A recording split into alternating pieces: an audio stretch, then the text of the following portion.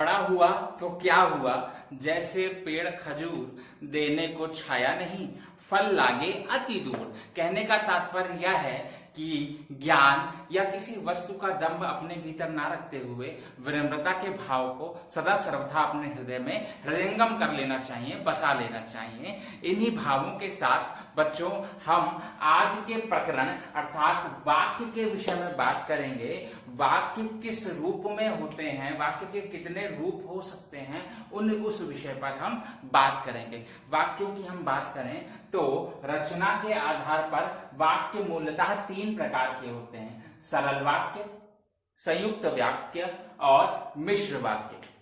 सरल वाक्य ऐसे वाक्य जिनका एक विधेय और एक उद्देश्य हो, ऐसे वाक्यों को हम सरल वाक्य कहते हैं। जैसे राम गाता है, राधा जाती है, इत्यादि इत्यादि शब्दों में जहां पर एक उद्देश्य है पूरे वाक्य का, एक विधेय है पूरे वाक्य का, ऐसे वाक्यों को हम कहेंगे सरल वाक्य। वहीं जब किसी एक वाक्य को दूसरे वाक्य से जोड़ दिया जाए कुछ शब्दों जैसे न, या, तथा इत्यादि शब्दों के माध्यम से यदि 2 वाक्यों को आपस में जोड़ दिया जाए तो ऐसे वाक्यों को हम कहते हैं संयुक्त वाक्य।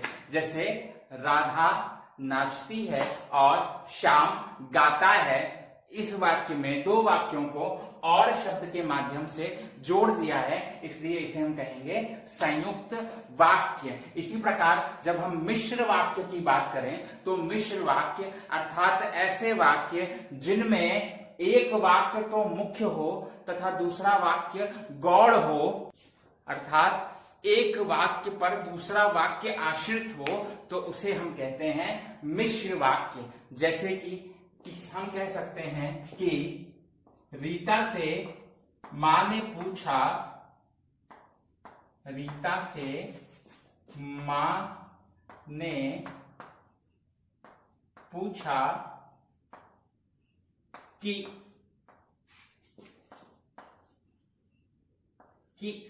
मेरी किताब कहाँ है, मेरी किताब कहाँ है। इस वाक्य में मुख्य वाक्य रीता से मां ने पूछा को गौड़ वाक्य मेरी किताब कहाँ है में जोड़ दिया गया है एक की संयुक्त वर्ण को जोड़ करके। इस प्रकार से यहां पर जो इस पूरे शब्द को, इस पूरे वाक्य को हम कहेंगे मिश्र वाक्य। मिश्र वाक्य अर्थात जहां पर एक वाक्य मुख्य हो तथा दूसरा वाक्य उस मुख्य वाक्य पर आश्रित हो, तो ऐसे वाक्यों को हम कहते हैं मिश्र वाक्य। बच्चों, इस प्रकार से हमने रचना के आधार पर वाक्यों को समझा, जिसके अंतर्गत हमने सरल वाक्य, संयुक्त वाक्य और मिश्र वाक्य की बात की। सरल वाक्य अर्थात वह वाक्य जिनका एक उद्देश्य और एक विधेय होता है। संयुक्त वाक्य अर्थात वह वाक्य जिनमें 2 वाक्यों को आपस में ना, या, तथा और इत्यादि शब्दों द्वारा जोड़ दिया जाता है। वहीं मिश्र वाक्य ऐसे वाक्य जिनमें एक वाक्य तो मुख्य होता है और दूसरा वाक्य गौड़ होता है, पहले वाक्य पे आश्रित होता है, उसे हम मिश्र वाक्य कहते हैं। आशा है आपको यह प्रकरण समझ में आया होगा। धन्यवाद।